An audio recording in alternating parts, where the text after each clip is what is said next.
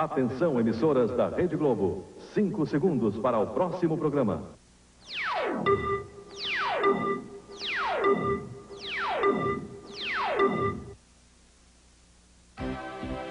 Jornal Nacional. Oferecimento Sadia. Qualidade de vida começa com Quali, da Sadia. A Câmara aprova em segundo turno o fim do monopólio do petróleo. As santas casas de todo o país entram em crise por falta de dinheiro. O drama e a esperança de um ex-refém de guerra. O capitão brasileiro libertado pelos sérvios conta como foram suas 3 semanas de cativeiro na Bósnia. A minha vontade é ir ao Brasil. Tiroteio e morte numa das mais violentas rebeliões em São Paulo. Passageiros de um navio à deriva são resgatados no Mar do Caribe. Cenas de comédia pastelão num programa de TV na Rússia. Veja agora no Jornal Nacional.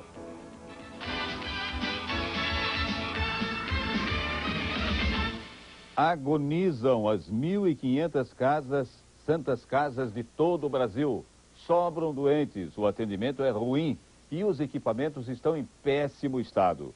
O dinheiro do Sistema Único de Saúde virou migalha para as santas casas que em alguns estados podem suspender o atendimento. A fila na Santa Casa de Porto Alegre começa na rua, continua em frente aos guichês de marcação de consultas, se estende pelos corredores onde ficam os consultórios médicos e também aparece na hora de marcar a internação. 3.000 pessoas são atendidas por dia, 2.000 vêm de outras cidades do estado. Esta ambulância percorreu quase 700 quilômetros de Porto Lucena até a capital. A Santa Casa foi a única alternativa para esta aposentada, que mora em Canoas, na Grande Porto Alegre. Eles não queriam me atender lá em Canoas. Muitas pessoas têm que esperar mais de um mês para conseguir uma consulta. Só para o dia 1º de agosto. Nem os mais velhos escapam da demora no atendimento. Nós estamos aqui já há 3 horas. Eu acho um absurdo uma pessoa com 85 anos ficar esperando todo esse tempo. As Santas Casas fazem parte do grupo de instituições filantrópicas do governo. Aqui em Porto Alegre, 90% dos serviços prestados são pagos pelo Sistema Único de Saúde, o SUS. Pela consulta de cada uma dessas pessoas que espera na fila, o Sistema Único de Saúde paga ao hospital R$ 2,04. Uma consulta particular custa no mínimo R$ 50. Cada paciente internado recebe 3 refeições e 3 lanches por dia. O SUS paga pela diária hospitalar R$ 3,25, o preço de apenas um lanche. Até agora, a Santa Casa ainda não recebeu o pagamento de abril. E a direção diz que precisa fazer um empréstimo de 3,5 milhões de reais para fechar as contas de junho. Deveremos ter restrições de atendimento a partir de julho, se não houver uma solução para a situação essa. A pressa de quem procura ajuda na Santa Casa de São Paulo hoje esbarra na superlotação. 5.000 doentes passam pelo hospital todo dia. Pressionados pela demanda, os médicos tiveram que improvisar 3 consultórios numa única sala.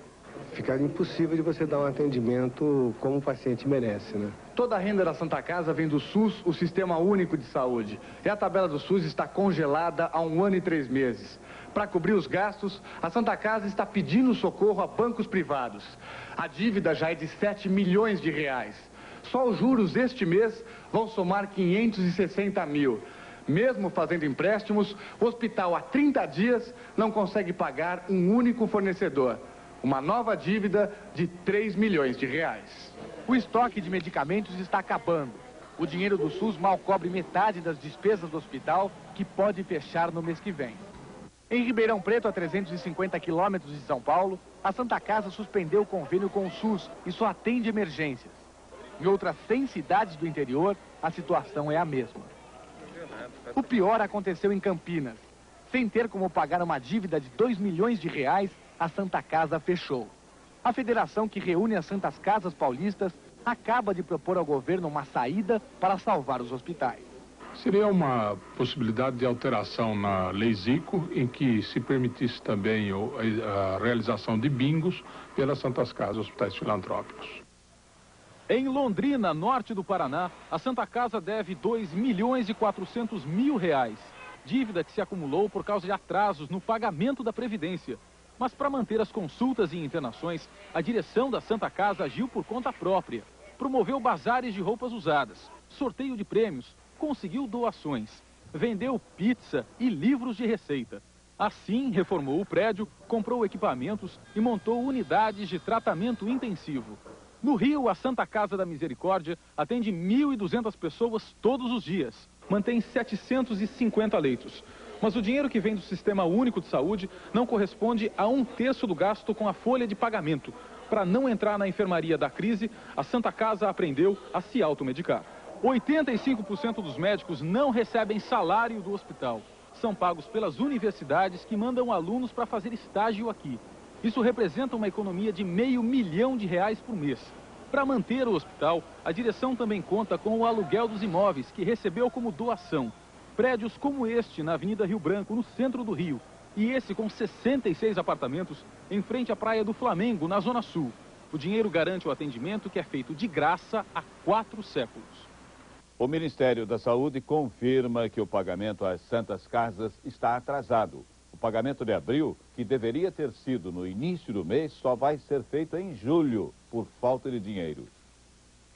Já estão viajando de volta a Miami os passageiros do transatlântico americano que ficou à deriva no Caribe. Entre eles estão 20 brasileiros.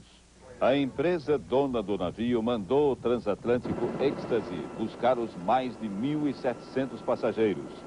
Um incêndio na casa de máquinas deixou Celebration sem condições de navegar perto da ilha de San Salvador. Hoje pela manhã, um rebocador puxou o navio para as águas mais profundas para evitar que ele encalhasse. Pouco depois, os 2 transatlânticos ficam lado a lado para a operação de transferência dos passageiros em alto mar. Foram usados os botes salva-vidas e as entradas no casco, quase na linha d'água. O mar calmo contribuiu para o sucesso da operação. Os passageiros ficaram 2 dias sem comida quente e sem ar-condicionado no transatlântico de luxo. A seguir, as revelações do capitão brasileiro que foi refém na Bósnia. Mistério no Rio. Um oficial da Marinha está sumido.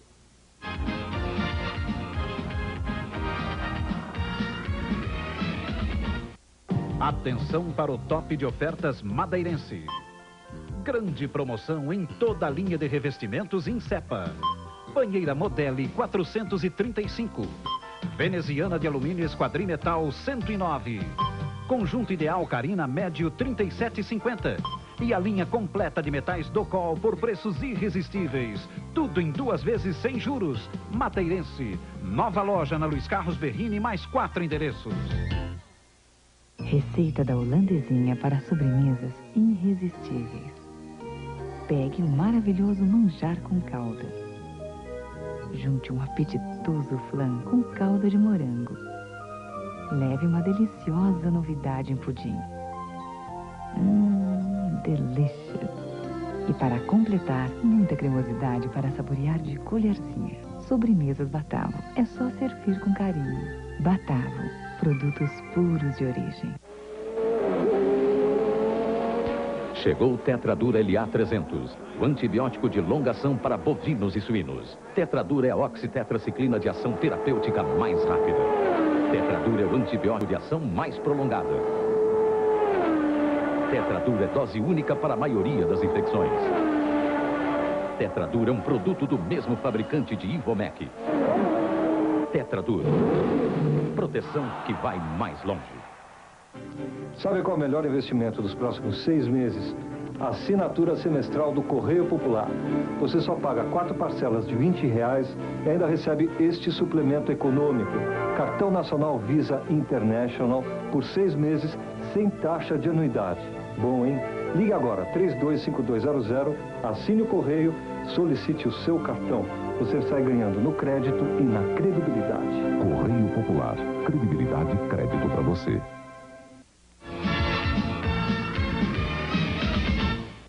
O capitão brasileiro Arley Alves decide cumprir a missão de observador da ONU na Bósnia até setembro.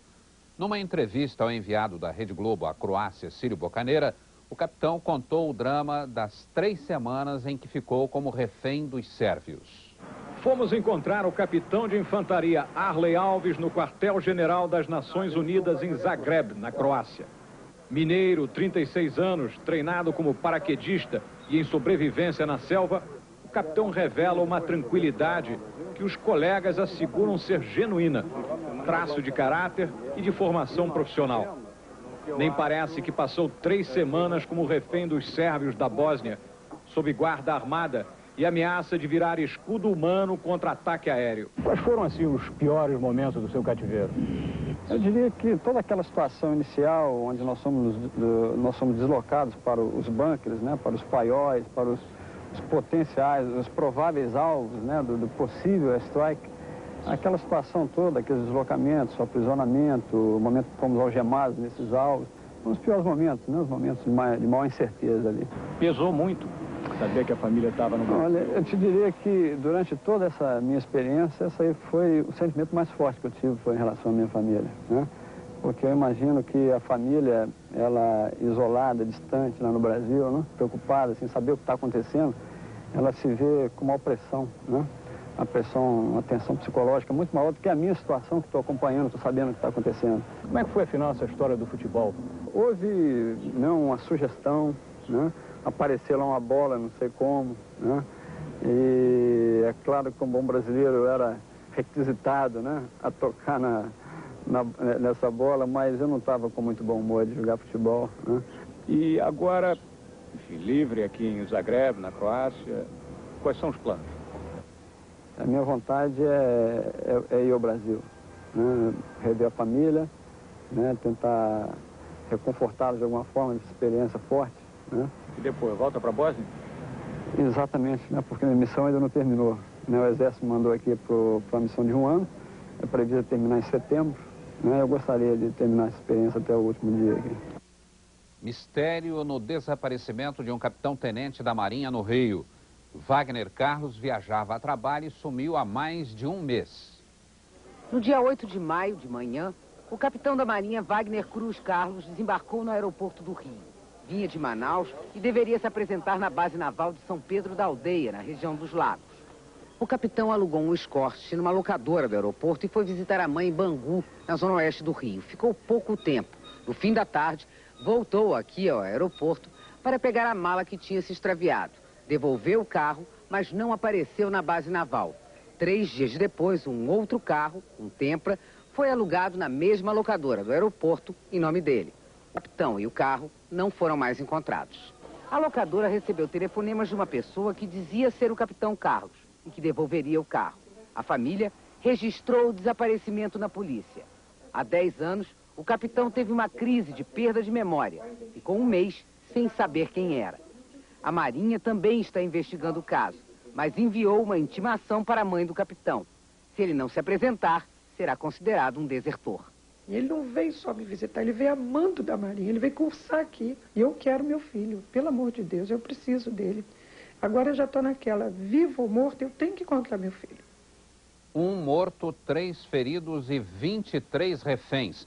É o resultado da rebelião na casa de detenção de Hortolândia, São Paulo, a 3ª este ano. A situação ainda está fora de controle. A tranquilidade do lado de fora esconde um clima de medo e extrema tensão. Desde as 10h30 da manhã, 700 presos mantêm o controle da detenção. 22 pessoas são mantidas como reféns, entre elas 2 diretores e 1 médico. A rebelião começou quando os agentes penitenciários tentaram fazer uma revista nas celas. Eles tinham informações de que havia 3 revólveres com os detentos. Era verdade. Os agentes foram dominados e arrastados por todo o prédio.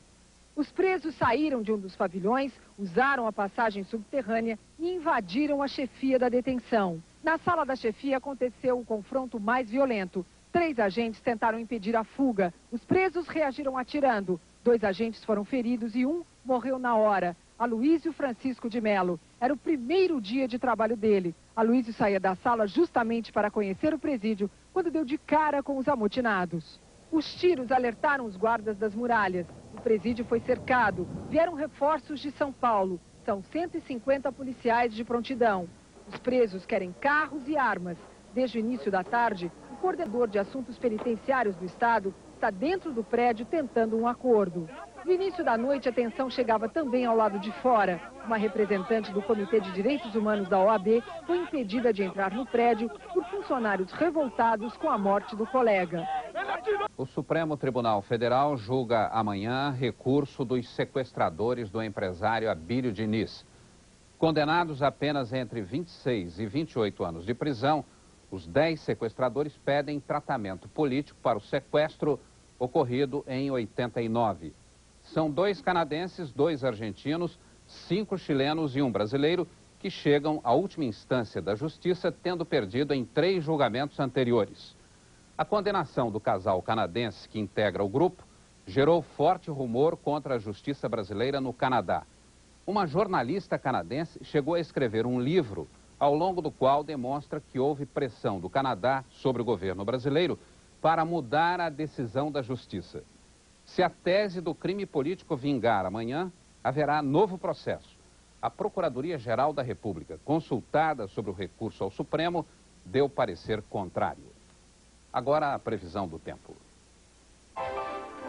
O inverno começa amanhã, às 5h33 da tarde, e a nova estação chega com muito frio em boa parte do país.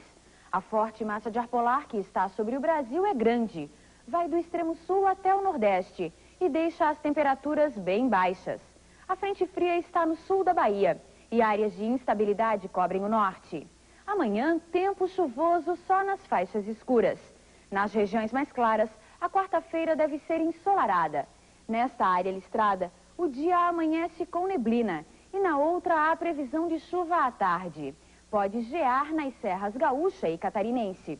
A temperatura máxima não deve passar de 15 graus em Curitiba, 21 em São Paulo, 23 em Belo Horizonte, 24 no Rio de Janeiro e em Brasília e Maceió, 26 graus.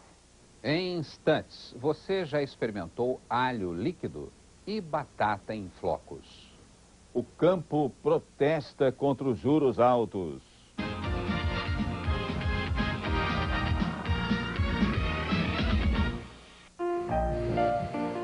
Mas que chato. O Aníbal tá pronto? Não, mas o café tá aí. Bom dia, senta aí. Bom dia. Oi, filho. Passa a toalha pra mim. O que é que você fez do cabelo? Isso aí é o Renato, pai. A gente vai pra faculdade, Renato. Bora. Você não vai sair sem comer, hein? Nestor, eu já vi esse filme. Qualidade de vida começa com Quali, da Sadia.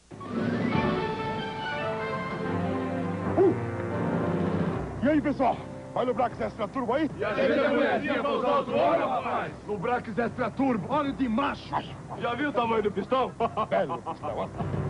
Lubrax Extra Turbo garante mais quilometragem e desempenho, mantendo a temperatura e viscosidade. A cabine é pequena, mas sempre cabe uma morena. A cabine... Trate seu caminhão como gente. Lubrax Extra Turbo, o óleo que mais entende de Brasil.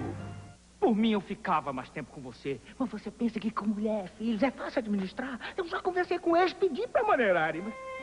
que você não pode ir embora assim.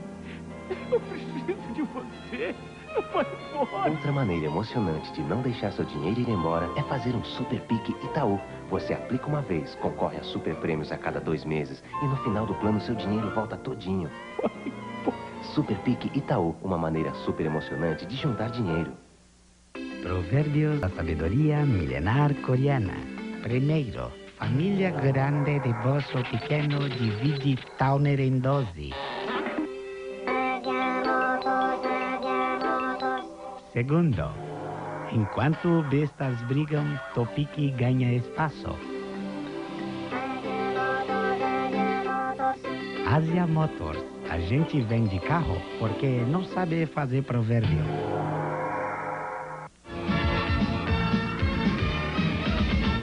Brasil e Argentina fecham um acordo para fortalecer o Mercosul. Automóvel não é tudo no mundo dos negócios, mas entre os participantes do Mercosul não se fala em outra coisa. Os presidentes de montadoras e fábricas de autopeças mal tinham começado a avaliar o acordo anunciado ontem pelo governo e o homem forte da economia argentina já acelerava os entendimentos.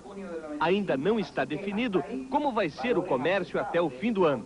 Mas o ministro Domingo Cavallo concorda que o Brasil adote o sistema de cotas para a importação. A Argentina não poderia negar-se a que o Brasil tenha um regime idêntico ao argentino. Agora está nas mãos dos ministros da área econômica do Brasil e da Argentina a missão de encontrar em 30 dias uma fórmula que agrade os dois lados. O episódio dos automóveis, que marcou o encontro dos presidentes, serviu para mostrar que os países do Mercosul estão dispostos a superar todas as divergências em nome do crescimento econômico. Segundo o presidente Carlos Menem, tudo não passou de um mal-entendido. Não há nenhum sentimento de desconfiança. A não ser que o Brasil desconfie de Argentina, mas a Argentina não desconfia de Brasil. Agricultores invadem as cidades em protesto contra os altos juros dos financiamentos. Os produtores desfilaram com tratores em Palmital, oeste de São Paulo. Em Iraí, distribuição gratuita de feijão e comércio de portas fechadas em apoio ao protesto. As máquinas agrícolas tomaram as ruas e pararam o trânsito na cidade mineira de Unai. Em Uberlândia, os produtores distribuíram 10 mil litros de leite e mais 10 mil de óleo de soja para as famílias pobres. Manifestantes de São Borja, no Rio Grande do Sul, garantem que vão deixar as lavouras abandonadas até que tenham novamente condições para plantar. No Paraná, os agricultores levaram tratores e máquinas para as ruas de várias cidades. Em Congonhas, no norte do estado, o comércio não funcionou e as crianças foram dispensadas das aulas para participar do protesto. Os agricultores reclamam que o preço dos produtos que colhem não cobre o que eles gastam para plantar. O agricultor Moacir Pirolo perdeu tudo o que tinha porque não conseguiu pagar os empréstimos que fez para comprar sementes, adubo e máquinas agrícolas. Embaixo dessas árvores ficavam um trator e uma colheitadeira que o banco tomou porque o seu Moacir não conseguiu pagar o financiamento. O sítio ele também teve que vender para pagar o restante das dívidas. Da casa, sobrou apenas o piso. Seu Moacir, que sempre viveu no campo, teve que mudar para a cidade e está à procura de um emprego para sobreviver. Uma tristeza danada, né? Um pedaço de terra que a gente trabalhou tanto, sofreu uma vida inteira aqui para poder comprar com um dinheirinho da gente. Agora hoje você chega aqui e perdi tudo. Perdeu tudo e não é choradeira não, a coisa é séria mesmo. A agricultura nunca produziu tanto e nunca perdeu tanto. A colheita cresceu 7%, mas a receita despencou 26% na média dos preços recebidos. E como desgraça pouco é bobagem, o crédito nunca esteve tão caro e o câmbio nunca esteve tão baixo. Resultado, os produtores, na maioria, estão realmente no prejuízo. E quem contratou empréstimos pela TR não mais consegue limpar a ficha no banco. Tanto assim que o governo desindexou o crédito rural, eliminando a TR para as lavouras de inverno e para a próxima safra de verão. O Banco do Brasil começa a soltar o dinheiro a partir de quinta-feira, já com juros fixos de 16% ao ano. É um refresco para a safra futura, mas na dívida da safra passada ainda falta uma saída adequada para esse grande pepino que ficou. Uma feira internacional de alimentos traz novidades e muito dinheiro para o Brasil. Alho líquido, com sabor, mas sem cheiro. Não deixa aquele hálito. Batatas holandesas congeladas em todos os formatos possíveis, inclusive em flocos. Água com sabor de fruta para depois dos petiscos também tem. Este confeiteiro veio da Bélgica, um dos 18 países representados na feira, que é exclusiva para profissionais da área de alimentação. Gente que está aqui a trabalho e deve movimentar 2,5 bilhões de reais até sexta-feira, mas que também não é de ferro. Você veio olhar as coisas ou veio comer? As duas coisas. Num lugar desses, cheio de modernidade, de produtos importados, esse povo todo faz fila atrás de produtos genuinamente brasileiros. O acarajé e o abará servidos pela baiana. Mas a tecnologia também vai chegando até aqui, é claro.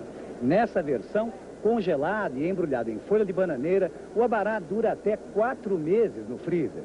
Garantia 100% baiana. Os horrores das guerras rondaram a paz mundial nos últimos 30 anos. Na minissérie Contagem Regressiva, você vai conhecer as entranhas da guerra que marcou a geração dos anos 60. O repórter José Hamilton Ribeiro revive no Vietnã os momentos dramáticos do conflito que mudou a história. José Hamilton Ribeiro volta aos lugares que visitou em 68 como correspondente de guerra. reencontra o povo vietnamita e vai à aldeia onde quase morreu na explosão de uma mina. Contagem regressiva mostra como trabalham jornalistas no front, a tragédia dos refugiados e as guerras que o mundo viu pela televisão.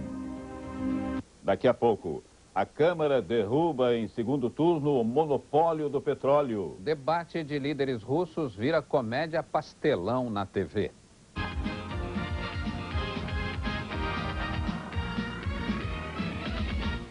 Esta sujeira escura em seu banheiro é limo, um foco de fungos e bactérias. Acabe com ele. Pato Purifique apresenta sua nova arma. Pato Purifique Limpa Limo. Sua poderosa fórmula elimina o limo entre os azulejos sem esfregar, deixando seu banheiro limpo e livre dos germes. Pato Purifique Limpa Limo. Remove o limo sem esfregar. Pato Purifique, o terror dos germes. Será que feijão é tudo igual? Vamos ver? Por que a senhora está comprando esse feijão? Preciso de pum. É lógico, por isso é mais barato. E a senhora? É porque é broto legal, o melhor feijão que eu conheço. E por que pagar mais são todos iguais? Eu não estou pagando mais, eu estou comprando qualidade. E nem todos são iguais. Bom, pelo menos olhando assim, parecem ser iguais. As senhoras aceitariam fazer um teste para saber se existe diferença? Vamos lá. Tudo bem. Nossa, já terminou de escolher? Já, broto legal é facinho de escolher. E você? Já estou gravando. Então, vamos cozinhar? Vamos lá. Então, podemos ver como ficou? Vamos lá, o meu já deve estar pronto. O meu vai ter que cozinhar um pouquinho mais. Gente, broto legal rende mesmo. No final das contas, vai ser mais barato. Eu não falei? O broto legal é o melhor mesmo. Pare você também. Você viu, né? Broto legal não tem igual. Esse meu pai é muito engraçado. Não dá pra entender. Primeiro me dá dinheirinho, chequinho, agência pra voltar, revista, colinha, boneco da Mônica, do Cebolinha e giz de cera. E depois ainda disse que tá guardando dinheiro pro meu futuro. Bonitinho, turma da Mônica. Você abre uma poupança no Nacional e seu filho entra pra nossa turma. Clique já. Dá pra entender?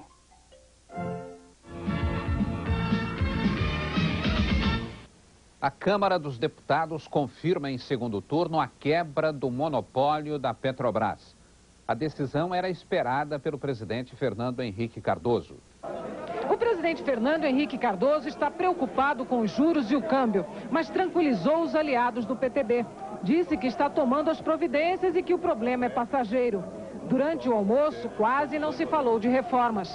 A aprovação da emenda do petróleo em segundo turno na Câmara era fato consumado. O clima de já ganhou chegou a assustar os líderes do governo no começo da tarde. Os aliados bateram o ponto. Vieram os discursos a favor e contra o monopólio da Petrobras. Plenário tranquilo, o contrário das galerias. Determina a segurança que evacue as galerias. Os manifestantes tiveram que sair. A manifestação continuou do lado de fora. A polícia agiu rápido.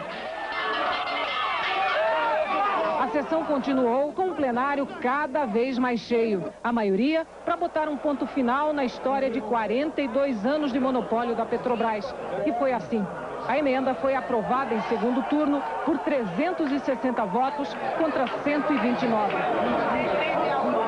Eu queria agradecer ao plenário desta casa, independentemente da forma que se posicionaram os senhores deputados, que votaram 5 emendas da maior importância, com um quórum extremamente elevado e certamente contribuindo o plenário para a recuperação da imagem do Poder Legislativo. Muito obrigado, senhores deputados. Termina aqui a missão da Câmara nas reformas da ordem econômica. Agora é com o Senado. Na reunião que teve com os líderes hoje no Palácio do Planalto, o presidente Fernando Henrique Cardoso deixou claro que essas reformas não podem esperar e, se for preciso, vai acabar com as férias do Congresso no mês de julho. Nas próximas horas, o presidente Fernando Henrique Cardoso tem uma reunião com os presidentes da Câmara e do Senado. A emenda aprovada hoje pela Câmara é a quinta do conjunto que vai mudar completamente a economia brasileira. Mas elas ainda precisam da aprovação no Senado. A reforma da ordem econômica chegou à Câmara no dia 16 de fevereiro. Em 4 meses, os deputados votaram todas as 5 emendas.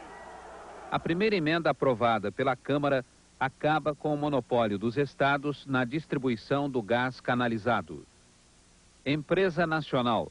A emenda permite que as multinacionais se instalem no país e explorem minérios. Cabotagem. A emenda permite aos navios estrangeiros o transporte de passageiros e cargas entre os portos brasileiros. Telecomunicações. Acaba o monopólio da Telebrás. Fica aberto o caminho para a participação de outras empresas nacionais e internacionais no setor. Petróleo. A Petrobras deixa de ser a dona da pesquisa, exploração, refino e transporte de petróleo no país. O governo garante, o salário mínimo continua protegido e vai até aumentar acima da inflação a partir de 1º de julho. É quando o real completa um ano e alguns índices que reajustam preços e contratos vão desaparecer. Há mais de 30 anos que as letras mandam os números da economia. Quase todas as nossas despesas são corrigidas por estas siglas. Dezenas de índices que reajustam o plano de saúde, o aluguel, a mensalidade escolar e até o nosso salário. Os preços, em geral, obedecem às regras da indexação. Palavra que abandonou a linguagem quase incompreensível dos economistas e burocratas engravatados e foi parar em todos os dicionários escolares. Indexação nada mais é do que o uso de um índice para proteger o salário e corrigir os preços. Mas, para o governo, a indexação traiu a sua própria finalidade. Em vez de nos proteger contra a carestia, ela aumenta o poder de fogo da inflação, porque as pessoas estão sempre projetando os índices para frente, engordando a bola de neve dos preços. É por isso que o governo agora está preparando a desindexação da economia. Desindexação? Sei lá.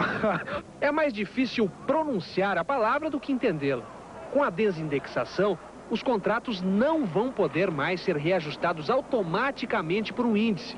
Em vez disso, as duas partes vão ter que conversar e o que vai valer é a livre negociação. A desindexação da economia vai vir através de uma medida provisória que já está sendo preparada. Entretanto, o governo não pretende mexer na remuneração da poupança. Os salários, em geral, vão ser definidos pela negociação entre patrões e empregados. Mas o salário mínimo vai continuar protegido. O salário mínimo continuará sendo não apenas protegido por algum índice, mas, sobretudo, protegido pela determinação do presidente Fernando Henrique Cardoso em criar as condições para o seu crescimento real ao longo do tempo. Maradona pede, mas a FIFA diz não. A entidade não vai reduzir a suspensão de 15 meses imposta ao jogador por doping na Copa do Mundo. E tem empurra em Nova York. É a volta de Mike Tyson à cidade natal. O ex-campeão mundial de boxe, nascido e criado no bairro do Brooklyn, visitou Nova York pela primeira vez desde que saiu da cadeia há 3 meses.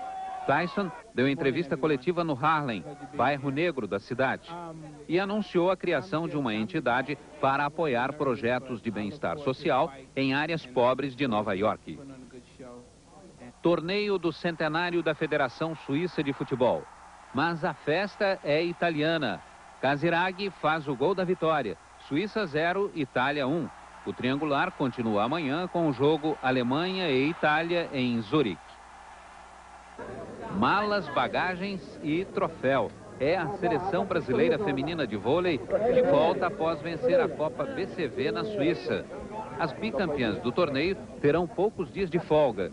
No dia 3 de julho, o técnico Bernardo Rezende convoca o time para mais um desafio, tentar outro bicampeonato, o do torneio Grand Prix na China. Assassinado no Rio, o prefeito do município de Belford Roxo, na Baixada Fluminense. Jorge Júlio Costa dos Santos levou um tiro na cabeça na saída do túnel Santa Bárbara, na Zona Sul. Os assassinos fugiram. O líder da extrema-direita russa, Vladimir Zhirinovsky, perde a compostura num debate ao vivo com o adversário político na TV russa. O debate entre os dois políticos foi civilizado até o momento em que o governador Boris Nemtsov exibiu a revista que fala das proezas sexuais do controvertido líder russo. Nemtsov diz que Zirinovski devia se tratar de sífilis. Zirinovski se irrita e, com o dedo em riste, diz que o adversário é canalha, mentiroso, ladrão e falsificador de resultados eleitorais. A reação de Nemtsov é apenas um riso sarcástico. Zirinovski tenta argumentar com o apresentador, enquanto Nemtsov o acusa de ser um tarado promíscuo. Nemtsov insiste e mostra o trecho do artigo que fala das noites de amor de Zirinovski com 200 mulheres. O bate-boca recomeça e a campainha soa mais inútil ainda. Até que a situação fica incontrolável. O apresentador, impotente, decide encerrar o debate e chama os comerciais. Mas a fúria de Zirinovski continua. Na falta de suco, ele apela para o copo.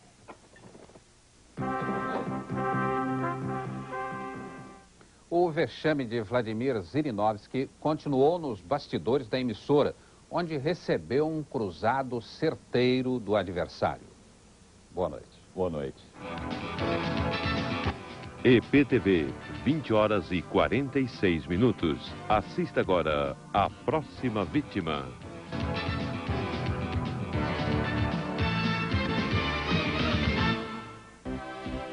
Jornal Nacional. Oferecimento Sadia.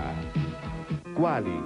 Qualidade de vida começa com Quali, da Sadia. A fera está solta. Mike Tyson está de volta. E ele vem com tudo. Mike Tyson, em agosto, exclusivo na Globo. Boxe Internacional.